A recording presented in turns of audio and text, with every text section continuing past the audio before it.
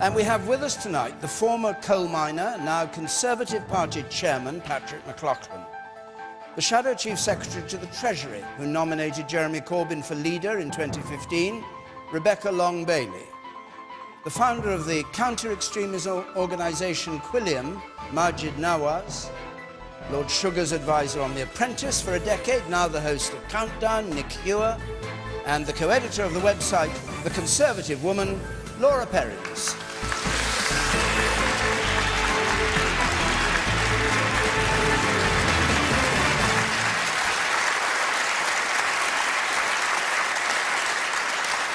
And I'm sure I don't need to remind you that if you want to join in the debate from home or wherever you are, you can do it either on Facebook or on Twitter, or you can text us on 83981. And if you're doing that, you push the red button on your screen, you can see what else is being tweeted. Let's have our first question from Christian Coventry, please.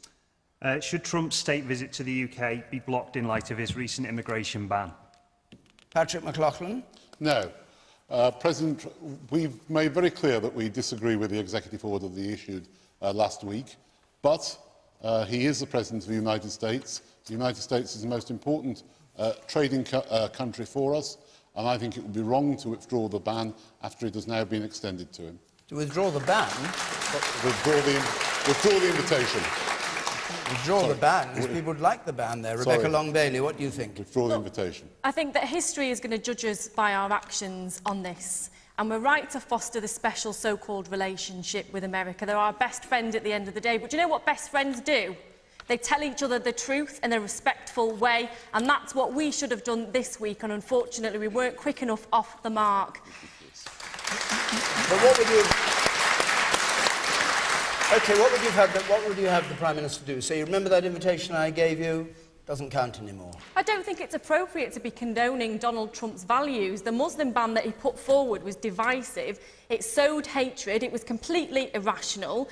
And it was done on Holocaust Memorial Day of all days. And a quote has haunted me since last week in light of what's happened, and it's a quote by Primo Levi, a Holocaust survivor, and he said that monsters exist, but there are too few in number to be truly dangerous. More dangerous are the common men, the functionaries who are ready to believe and act without asking questions. Now was the time we needed to ask questions. Okay, Laura Perrins. No, of course the invite shouldn't be withdrawn because President Trump hasn't done anything wrong. What his first moral and constitutional duty is to protect the citizens of the United States. And that's what this measure does. It's not an anti-Muslim measure, it's an anti-terrorist measure on 7 states, a list that President Obama had already been brought up. And if I may just take I have a really serious moral issue with this measure being compared to the Holocaust. And I think it's very important to draw the distinction. What the Holocaust was doing was state agencies acting against their own citizens, rounding up their own citizens and liquidating them, men, women and children. What the President of the United States is doing is protecting his own citizens by saying to foreign citizens, first of all, you don't have a right to come here, and secondly, I'm not happy with the vetting procedure that's in place, and therefore we're going to pause any visa you have for 90 days in order to protect all of the United States citizens, including the 3 million Muslims there. And I think what Labour are doing is essentially standing on the grave of 7 million Jewish deaths to make a political point. And I think it's outrageous. I'll come to you. All right, man here. Yes. Far away. My question is for Laura. I'm an Iraqi Kurd who lived in the United Kingdom for 15 years. The Kurdish people have been praised around the world for being the most effective force fighting ISIS. The Kurdish people are carrying Iraqi passport. The ban affects the Kurdish people that Donald Trump said that are the most effective force fighting ISIS. How do you feel about the ban when it was announced? The ban, in my opinion, Donald Trump, as a president of the United States, is allowed to do whatever decision he does, but he cannot say you are at the front of fighting ISIS. You are the most effective nation fighting terrorism. Then 1 minute and the next minute saying you are in the same box with them. You are categorized Okay, as and just briefly, do you think he should come? Do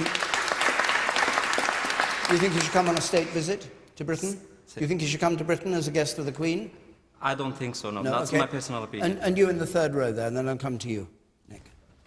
Correct me if I'm wrong, but people who want to come into America, they have to gain a visa, and that means that they are a temporary citizen of that country. So if he is invoking the right of these temporary citizens who he's so-called wants to protect, like, how can that be right?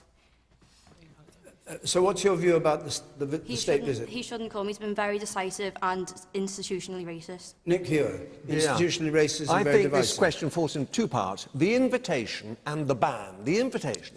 Theresa May rushes off to Washington. I'm first, special relationship.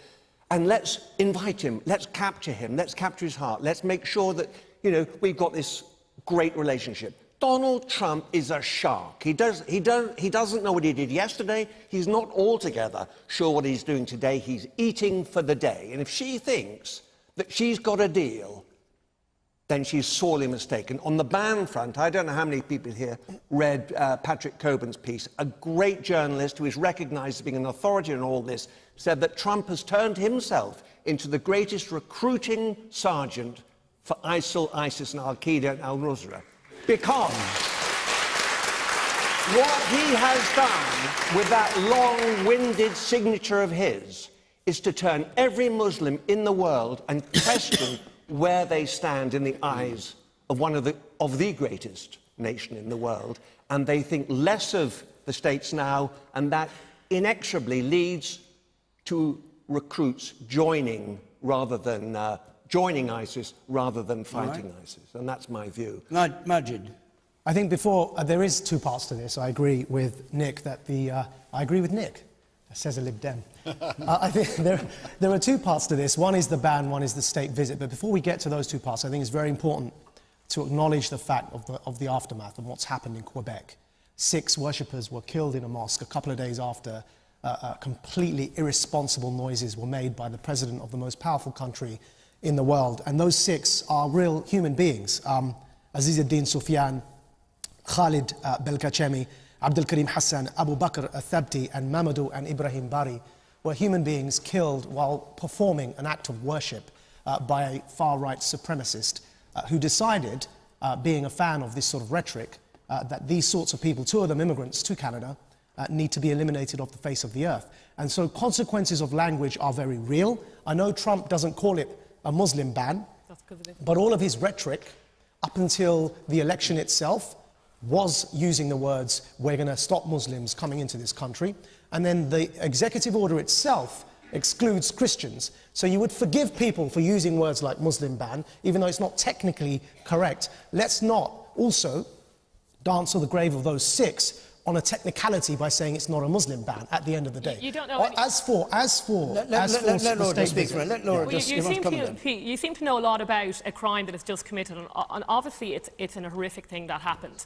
But you have no evidence to say what you've just said. About now, what? Sorry. Just be about the terrible crime in Quebec. But just be very clear, this is not a Muslim hang on, ban. what part of what I've said is wrong? Just let me finish. Nobody what part of what I've said is Well, hang on. I think right. she's saying that the cause of it being what Donald Trump did is not proven. That you said that, but there's no evidence for that. There's no evidence for that. There are 1.6 billion Muslims in the world, and this affects 7 countries. Those 7 countries are Iraq, Syria, Iran, Sudan, Libya, Somalia and Yemen. They were designated by Obama as terrorist enclaves. And the President, as I said, has a constitutional and moral right to protect US citizens from the real terrorist threat that's coming out of those countries. And to say otherwise is merely grandstanding and saying things that you've no evidence for at all. Obama noted those 7 countries on a specific threat at that time. Yes, the CIA and has none said of the nationals from those countries have ever cost any life. Excuse me. The Ohio massacre was from a Somali immigrant. Mr. Atta and his pals were Egyptian and Saudis. Are they on the list? No. So you're saying the list isn't long enough? was blowing his This is ridiculous. Hold on. Wait. Nick, you finish your point. I'll come back to you, Majid. And then I want to go to other members of the audience. Yes, you finished. Sorry.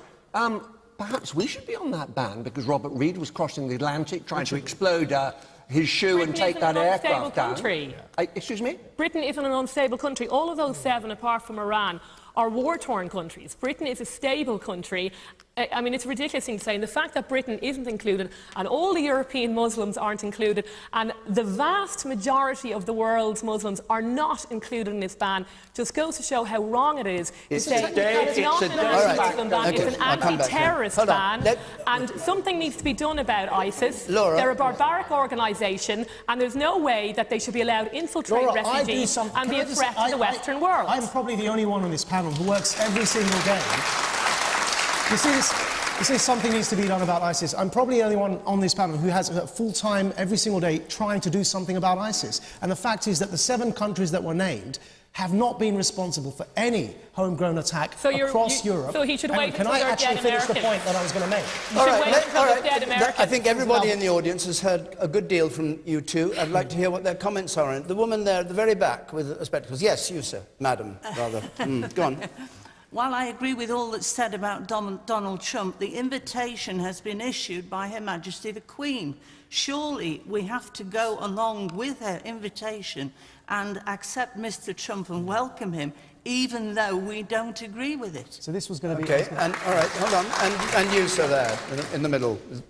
You mentioned the fact that maybe we should be on the ban. Do you know, I'm on the ban because as well as those 7 countries that you've quoted, add another 9 onto that as well. They ban any person who has a Jewish passport.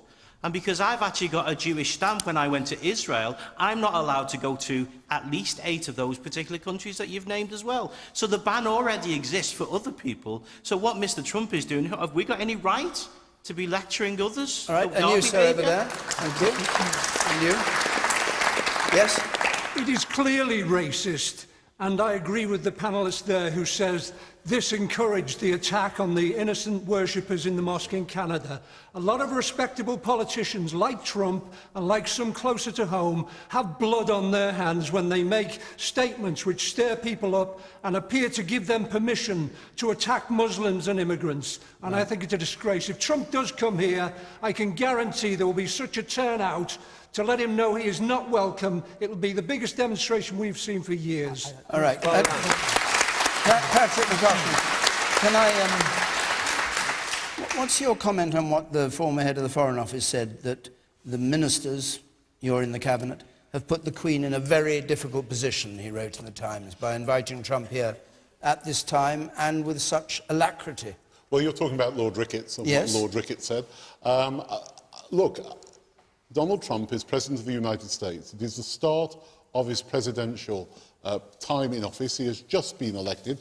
Nick just said in part of his answer to the first question, the United States is the greatest country, one of the greatest countries in the world. It is absolutely essential that we have a good relationship. And actually, by having that relationship, the Prime Minister was able to instruct both the Foreign Secretary and the Home Secretary to ensure that that ban did not apply to anybody with a British passport. So we did have influence, we will have influence. And it's no good everybody throwing their hands up and somehow saying the American people have got it wrong. The American people have elected President Trump, and we have to respect him as the head of state of a very important country, and we have to work with him. And I remember not dissimilar kinds of thinkings when Ronald Reagan first became President of the United States. The horror and shock that was being exposed by many people. He turned out to be one of the America's greatest presidents. Are you predicting that for Donald Trump? I'm not predicting anything. He's not been president yet for 10 days. I think we're 240 hours into his presidency. I think we should just wait. Quite interesting. You've been counting. Well, it's 10 days. It's 240 hours. So, no, I think we must move on. We've got a lot of questions, and I want to try and get through them if we can, because the audience have put all these questions. They're there to be debated. But just before we move on, Torquay is where Question Time is going to be next week, and Glasgow the week after that. I'll give the details at the end, but on the screen now, you can see how to apply, but I will explain it later on. Dean Marshall, please. Let's have your question. Dean Marshall. Should the 114 MPs who voted against the Brexit bill look for new jobs? Should those who voted against the implementation of Article 50 yesterday be looking for new jobs on the ground, presumably your view is on the grounds that they've defied the will of the British people in the referendum? Rebecca? Well, I think those MPs in many cases have made agonising decisions, especially if they were in Remain seats. I mean, ultimately my view is that I believe in democracy. I didn't campaign to leave the EU, I campaigned to remain, but I respect the will of the people. We had a democratic referendum and we need to respect that referendum, so that's why I voted to trigger Article 50 yesterday. But we have to realise that this issue didn't just divide parties, and it didn't divide the Houses of Parliament, it divided families. And now is the time, as politicians, whichever party we're in, our job now is to unify the country and demand the best deal we can possibly get, that's in the interests of the people, not in the interests of the wealthy elite, because we've already seen murmurings from Philip Hammond that he's threatening to turn us into a tax haven. We want a deal that benefits communities like Wallasey and like my community in Salford and Eccles that have been starved of investment for decades.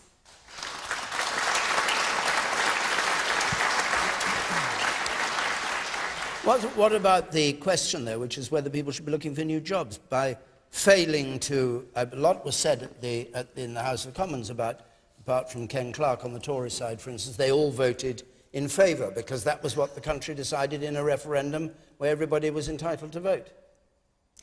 In terms of looking for new jobs, as I've said, I think people made an agonising choice. They had to vote with their heart. They had to vote, in many cases, in line with what their constituency wanted them to do.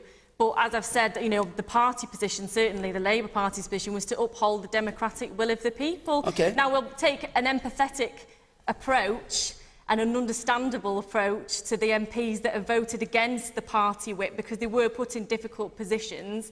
But I think there's a lot of discussions going to be taking place over the next few weeks, and we've heard the tip of the iceberg when it comes to the agonising decisions that many people will have to make considering Brexit. Okay, Laura.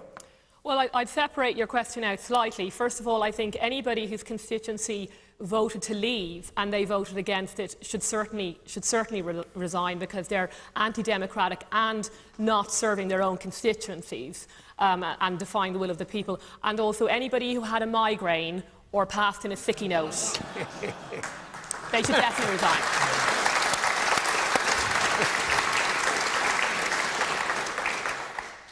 Nicola.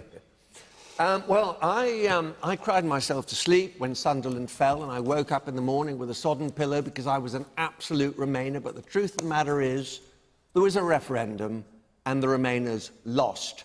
And that's democracy, and sometimes it hurts, and sometimes it feels like a punch on the jaw. But you just got to live with it. And therefore, I would absolutely agree with Rebecca because, we've got to shut up, and we've all got to pull together. I think Corbyn, and I'm not a fan, to be quite honest with you, was right to put the three-line whip on his members, and those that decided to object, whether they should look for another job or not is up to them. But actually, when the people vote, go into a corner and have a cry, and then pull yourself together and go with the vote.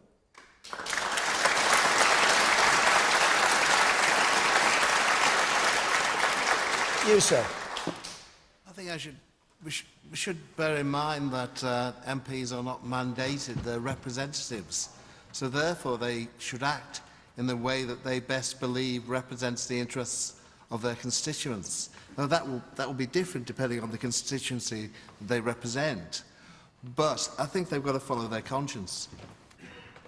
But if they follow their conscience, surely, on the basis of what we know about the position of the House of Commons before the referendum, they'd have voted against Article 50. Yeah, but they've obviously taken into account the result of the referendum, and they have made a calculation based on what they feel is right in those circumstances. Well, some have and some haven't, because some have switched and some haven't.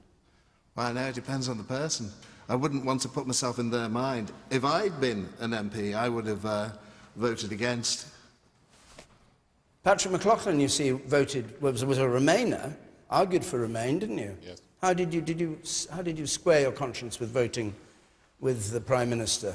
Well, was that a difficult decision for you? It was a very straightforward decision because I voted for a referendum. No, I voted for a referendum, and I accepted the result of the referendum. And my constituency almost followed the nation. It was 52 to leave and 48 to stay in. So I followed what my constituents wanted. But as far as Labour MPs looking for another job, a number of them are. There's already 2 by-elections of people that are deserting the Labour Party. They can't get out quick enough. So as far as...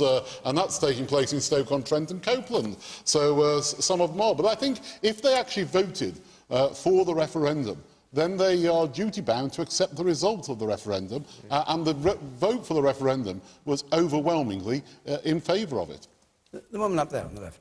You must be having a laugh, asking me to just kind of sit in a corner and cry and make do with this decision. I'm a European citizen. Neither did I vote for this idiotic advisory referendum that has turned my life upside down. I have an English husband, I have a German-English child, and I can now see what I do with this and how I reconcile this shaking up to my identity that this referendum has caused. A referendum that has been campaigned on lies, on exaggeration, on do not listen to the experts. Are you kidding me?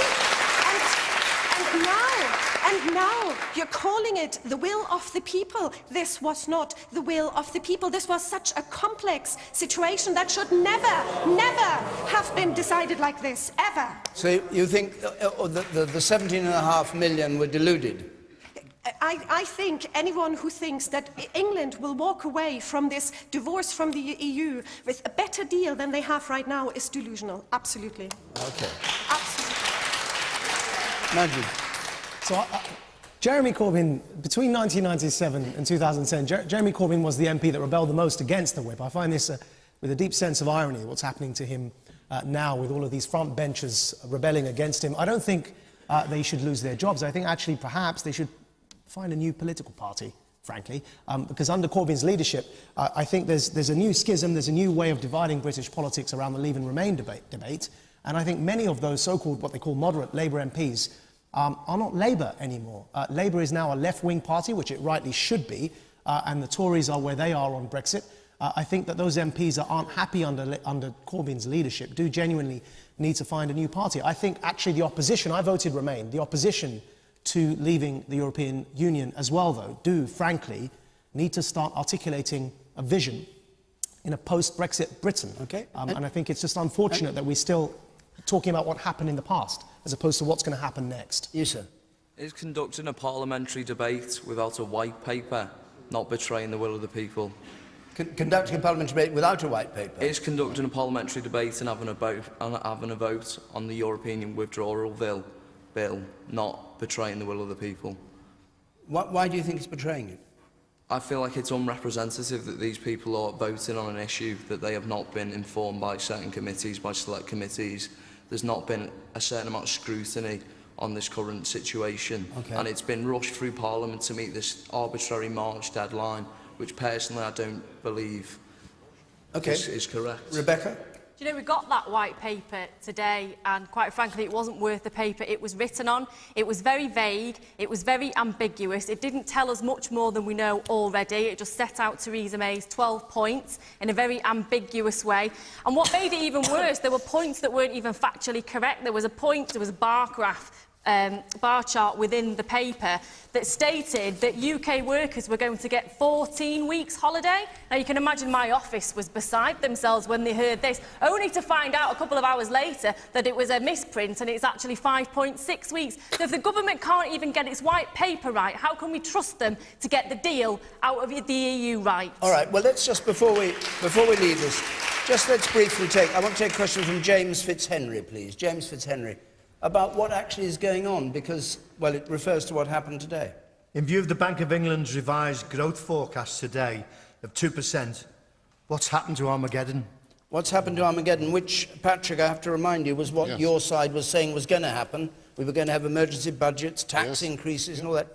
Now, none of that's happened. No, it hasn't. And that's when the lady earlier on said that they were lied to. They were lied to. I think both sides of the argument didn't certainly put its case convincingly. Did you anticipate things were going to go fine if we voted Brexit? I was concerned about whether we would continue to get inward investment into this country. Actually, what has happened since Brexit is we have continued to get that inward investment. Is it all rosy from now on, in your view? There's going to be 2 years of negotiations once we've triggered Article 30. And the answer to the gentleman there is that the House of Commons voted yesterday for the principle of the second reading of the bill. There will be detailed committee stages for 3 days next week, and the bill also has to go to the House of Lords. I really don't think that we have been short of debate, and we're certainly not going to be short of debate. Not worried about the debate, it's about the outcome. The gentleman made the point. Yeah, but we're on to another point now, which is about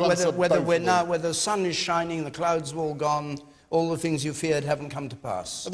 We still have not yet exited the European Union, but there is no doubt that the Bank of England, in some of its forecasts, were wrong, as the Governor has made clear today. He's given revived growth forecasts. So, look, the truth is, those of us who voted to remain, and I voted to remain, have got to accept that we lost the debate and we lost the vote, and we've now got to implement the will of the British people. Yeah, we know that, but you can't have a referendum and then say, oh, by the way, everybody got it wrong. No, so not arguing that it. point. You're arguing a different point. We're arguing about what's going to happen now. Nick Hewer, nothing's happened do you think everything's yet. going... Well, I know, but looking ahead... Nothing's happened. Well, it has the deal's happened. Not the done. growth forecast has gone from 1.7 but the to 2%. reality hasn't kicked in yet, I has see. it? Have the prices shot up? Are we... Go on, Nick, you speak. All I'm saying is that we won't know what the future holds until the deal's done with Europe. So it's no surprise that people are shopping away. Why wouldn't they be? What's changed? Nothing's changed. It hasn't happened yet. So only sentiment has happened. No, a huge amount has changed. And remember that the Remain campaigners, I mean, this wasn't just a sort of civilised debate that went on before this campaign. It was a serious amount of bullying of the public in Britain to stay in the EU or else. And that particularly came from George Osborne and, I'm afraid, Mark Carney. We were told there would be a punishment budget, and that didn't happen. We were told that growth would collapse, and that hasn't happened. Yet again, the Bank of England have upped their forecast. We were told that companies would flee the country. And this wasn't just after we left the EU. This was immediately after the referendum. We were given dark forecasts that Armageddon wouldn't happen. The people were bullied, the people didn't listen to them, they saw that the EU was in serious difficulties themselves, and they voted to regain control of their borders, and they were totally right. And Laura, is this... Do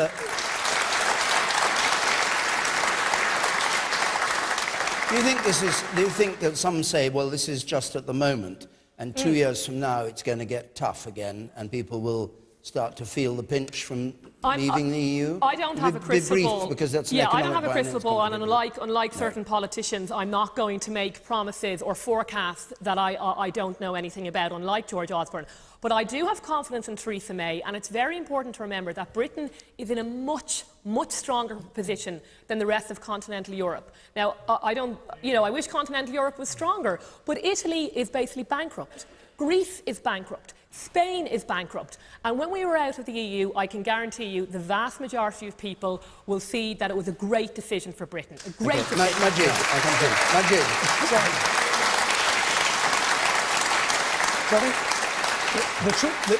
The truth is, look, and as a Remainer up the hands down, right, we lost, and the truth is none of us know how it's going to turn out. And we shouldn't predict doom at this stage, because it may well turn out as a success. What I see at the moment is I see a vision, Theresa May's vision for Brexit and what she wants it to look like, what the Prime Minister wants it to look like.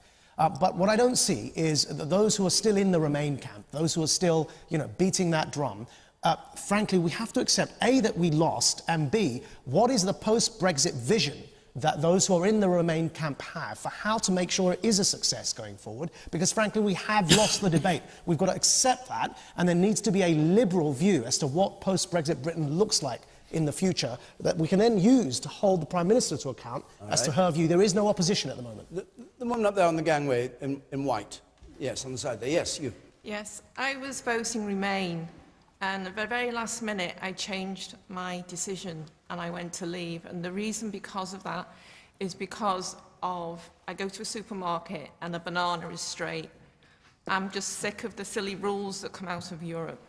And have the bananas changed? if you go to Aldi, they're a bit bent. It was bananas, what did it, was it, for you? No, it was more than bananas. It's the fact that there's opportunities out there that I feel that we need to see as a country. And you're optimistic now? You're pleased the way you voted? I am pleased the way I voted. All right, Rebecca, just the last word briefly from you. In terms of all the things that have happened today and the economic forecast thing, doesn't it look as if it's much better than people like you thought it was going to be? Just to go back to the point the gentleman made about growth, I think, firstly, I'd say don't be fooled. And as Nick said, we haven't seen anything yet. Article 50 hasn't even been triggered. But if you look behind the growth figures, Mark Carney from the Bank of England said a few weeks ago that our improved growth was based on consumer spending. And in turn, that consumer spending has been fuelled by household debt. That household debt is being fuelled by people who are having to borrow in order to make ends meet because they're not earning enough to live on. We've had a lost decade again, the bank stated this, a lost decade on earnings. And even the Resolution Foundation brought out a report this week that said we were on course for the biggest increase in inequality since Thatcher. So our economy is not in fine shape for a Brexit, and the government needs to get its act together as quickly as possible. But when you say on course, you know that the gap... Just for the record, the statistics show the gap is narrowing, but you may be right about the future. I want to go on, though, to another question, because, as I said earlier on, we've got a lot of questions here. And this one from Stephen Smiley, please. Mr. Smiley. What proposals would the panel put in place to curb the millions being wasted on health tourism each year? Health tourism, yes, which is allegedly stacking up a bill of over 200, nearly 300 million, depending on the figures you get. People coming here... using the NHS, not paying for it. What proposals would... Nick Hewer, what would you do?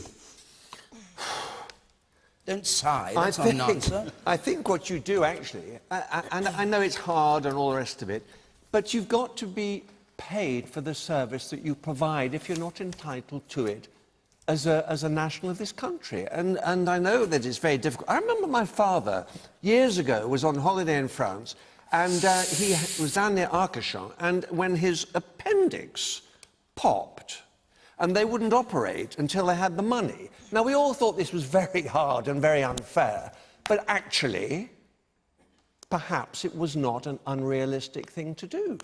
People have got to pay if they're not entitled to get it free.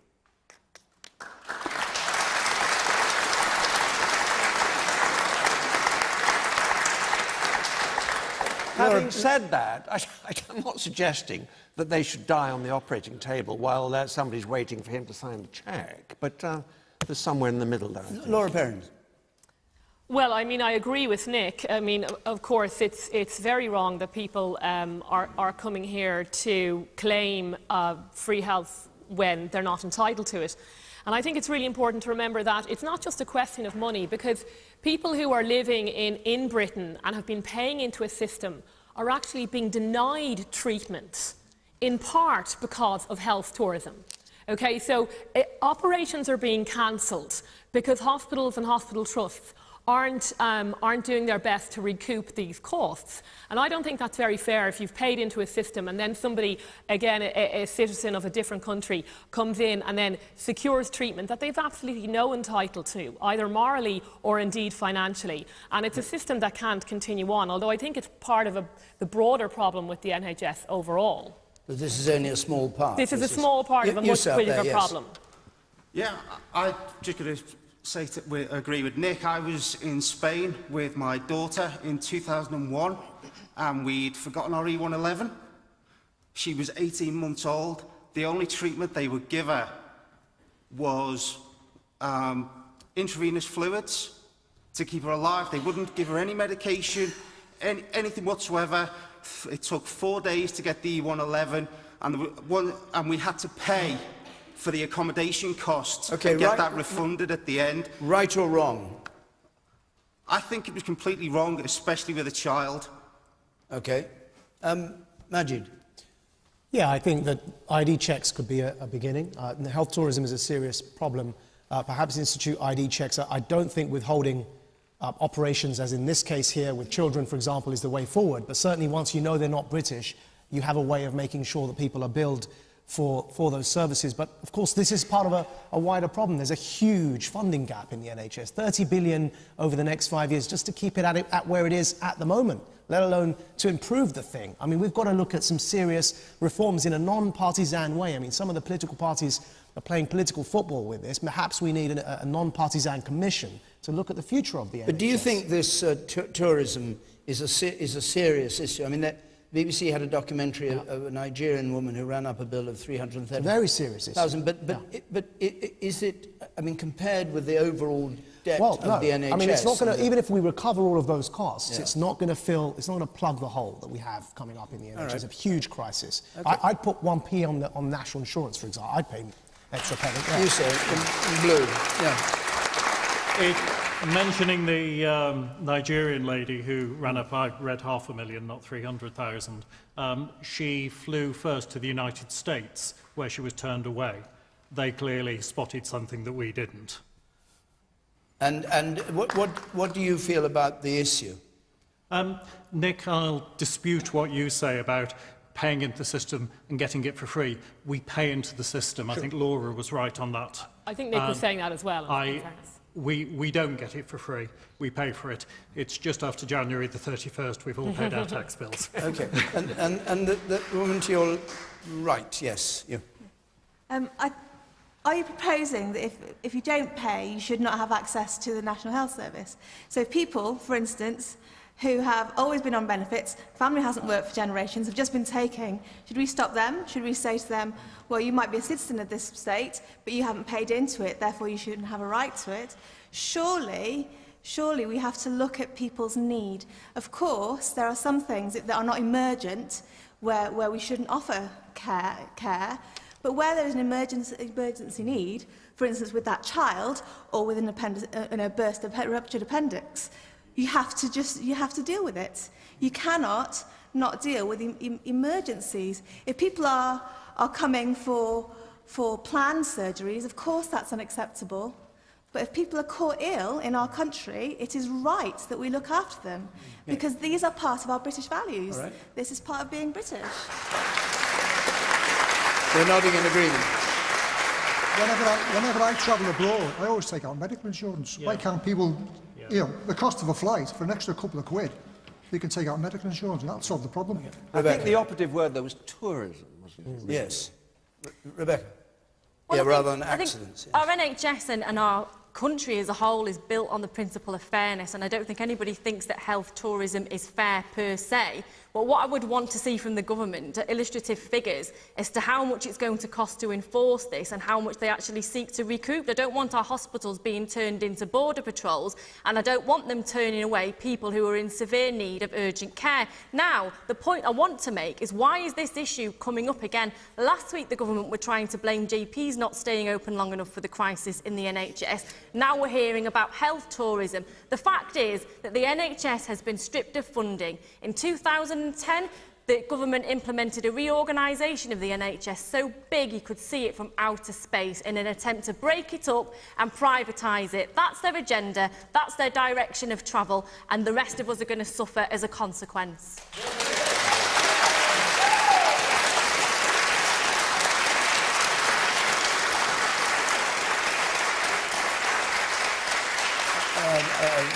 The Public Accounts Committee has said that recouping costs from foreign nationals is chaotic in their report this week. Patrick McLaughlin, what are you going to do about it?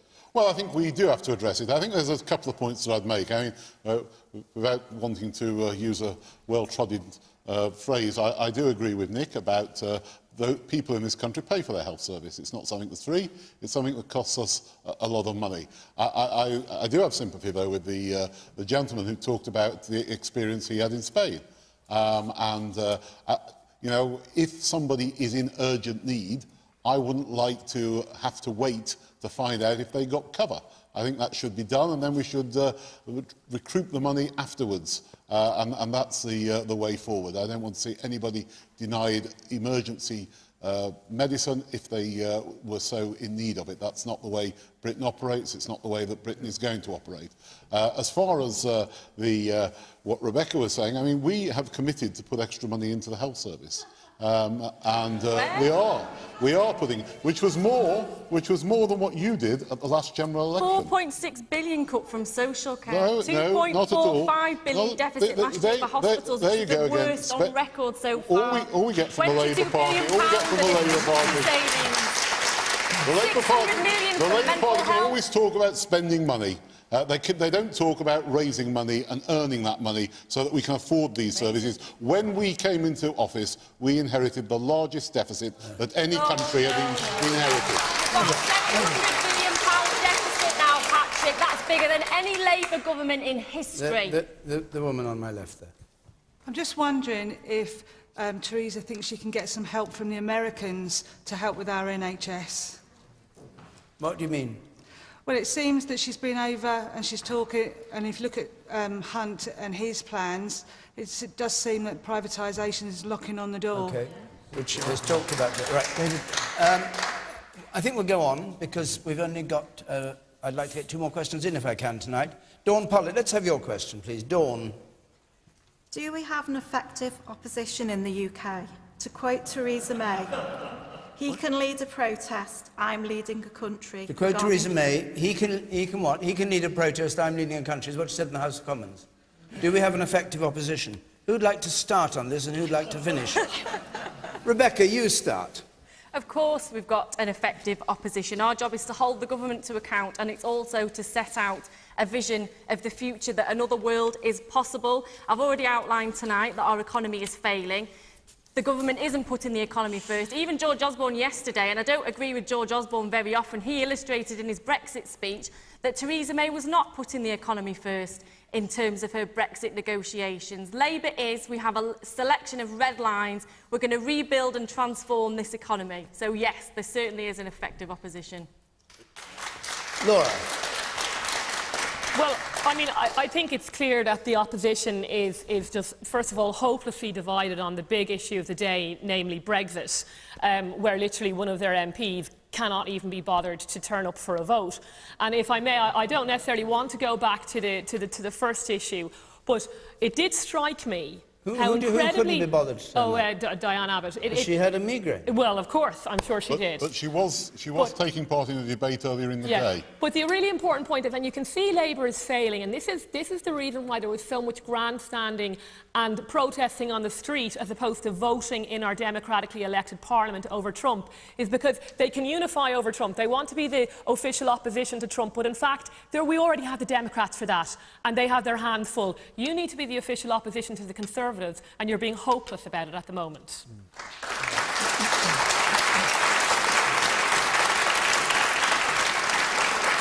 Majid.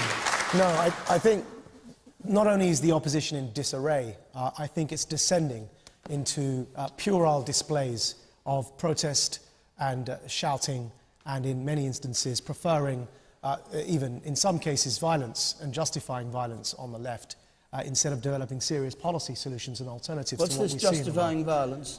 Well, whether it's on the campuses, banning speakers, or UC Berkeley as an example on a broader left, where that's been set alight today. But there's a tendency that's developing. It's a thing to say that we justify violence on the left. I didn't say the Labour Party. I said the left. Sorry, are you speaking?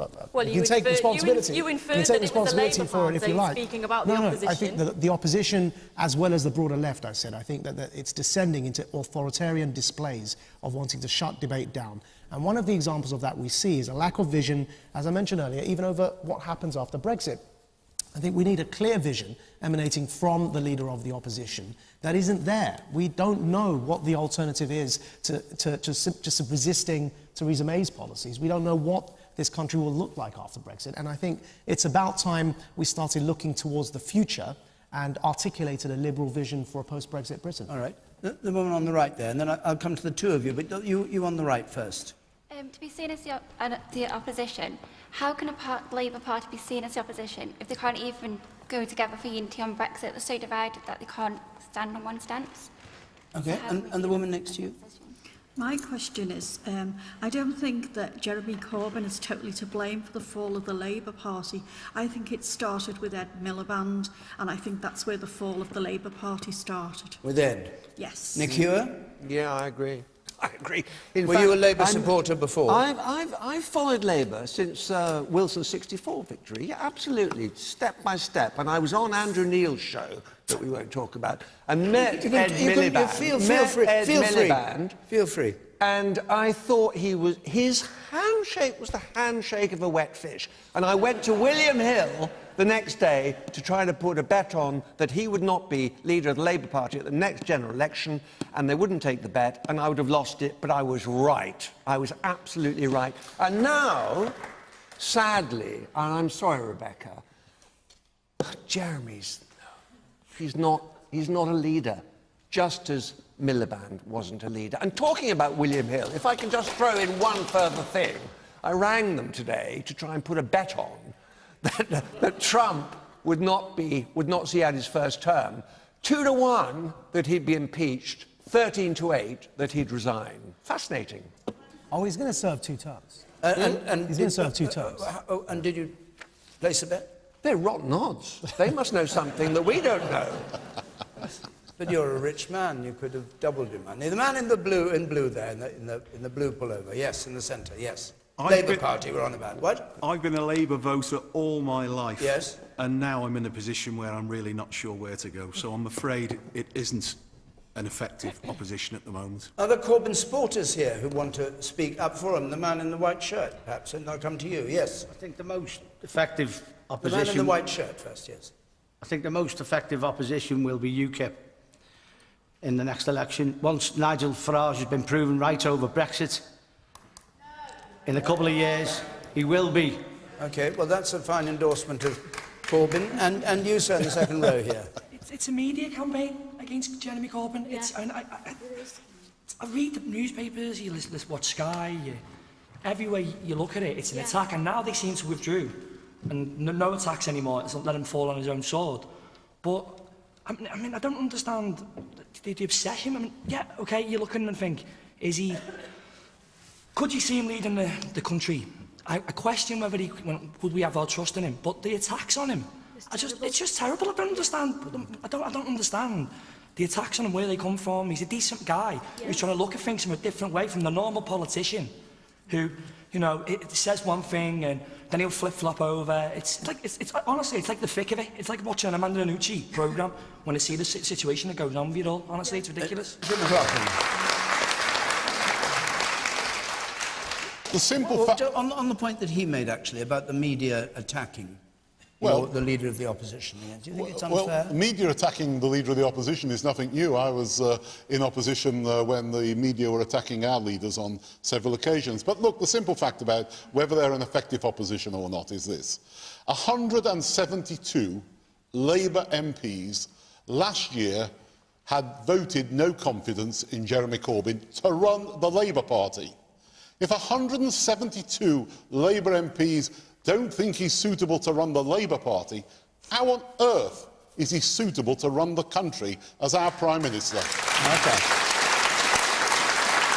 All right. I mean, we've got a position at the moment where 3 members yesterday of the Shadow Cabinet resigned and they've not been replaced. Why? Because he's running short of people to do it. All the people who were in Ed Miliband's Shadow Cabinet have almost run away from the front bench. I'm not bothered about whether they're an effective opposition, because what we're going to do as a government is we're going to try and address those people who feel left behind as a result of the referendum, and we'll try to improve those standards, as Theresa May has made perfectly clear, of the questions which we've got to address for those parts of the country that feel left behind. Thank you. We will do that. Rebecca, briefly, please. We're an effective opposition because Jeremy is a good man. If one thing came out of the Brexit vote, it was that people are sick of an elitist set of politicians that don't speak for them honestly. You've got to be careful.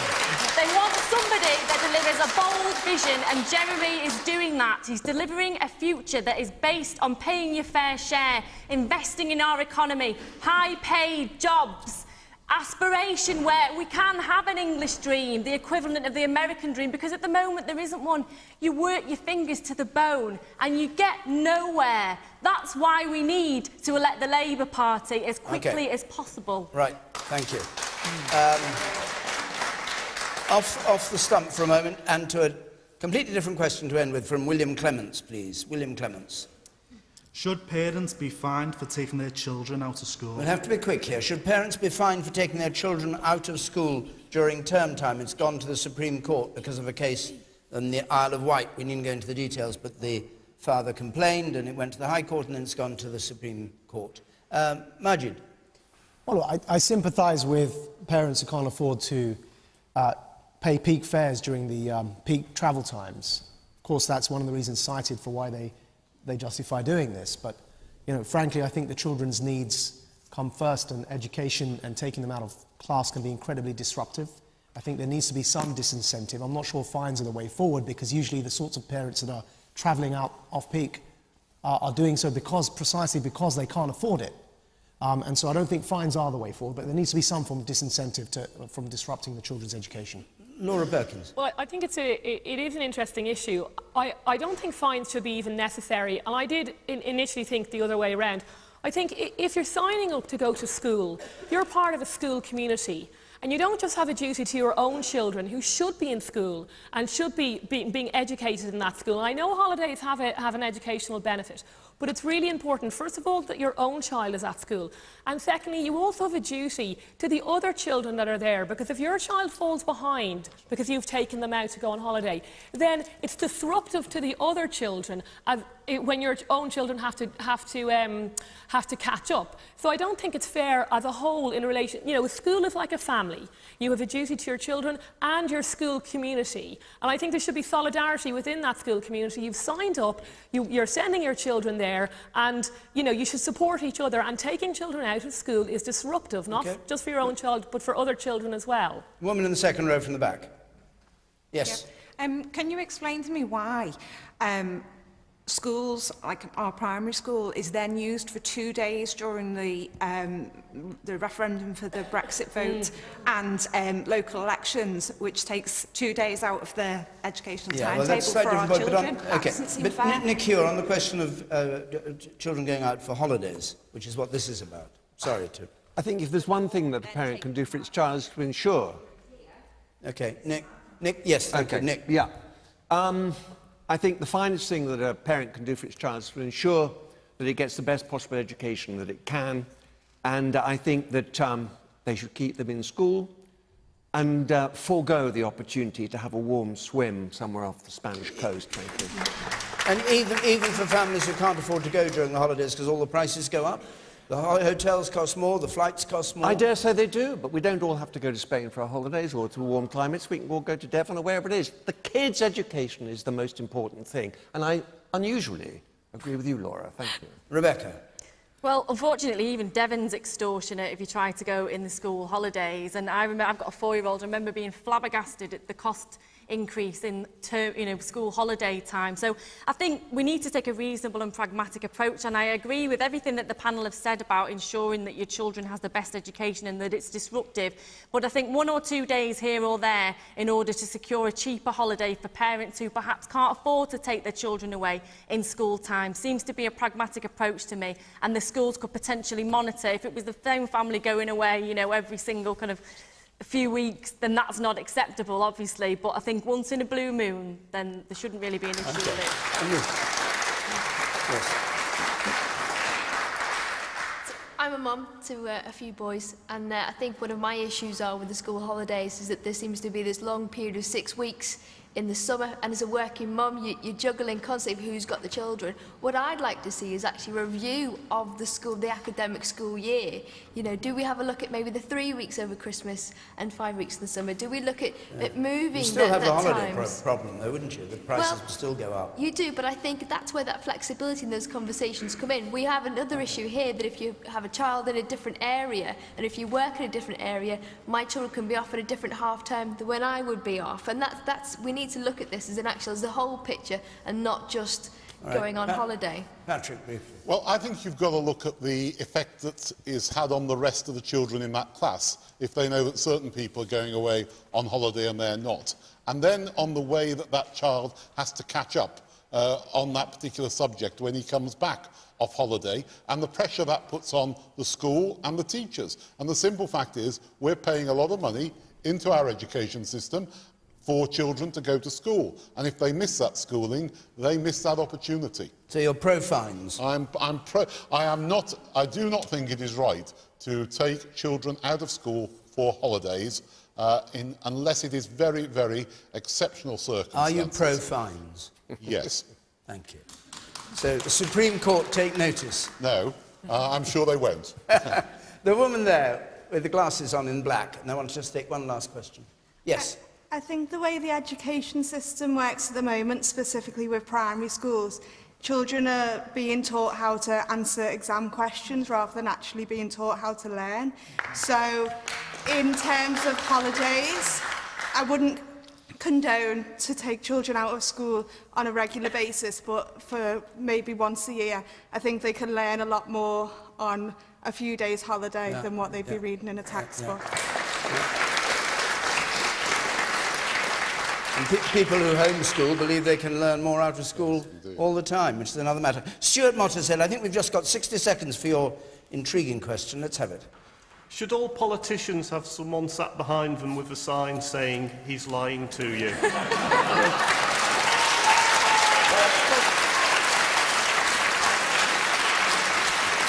This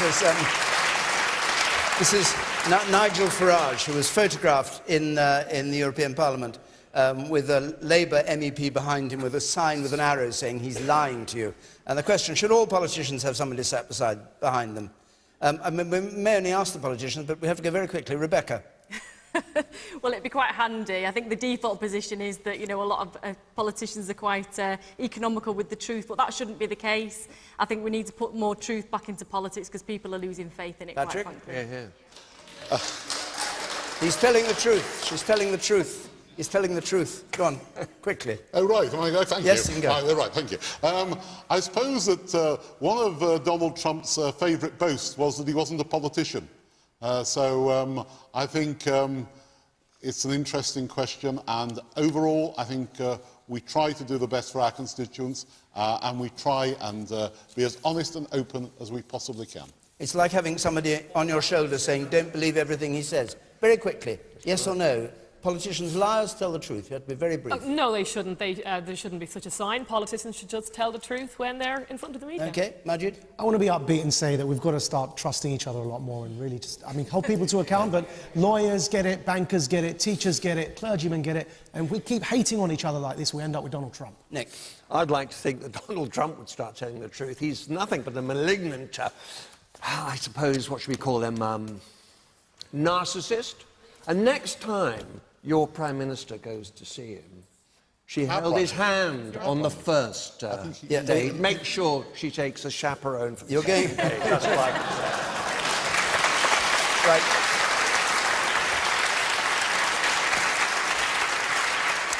Well, the creed of Question Time is all politicians tell the truth when they're on Question Time. It's nice to have them here.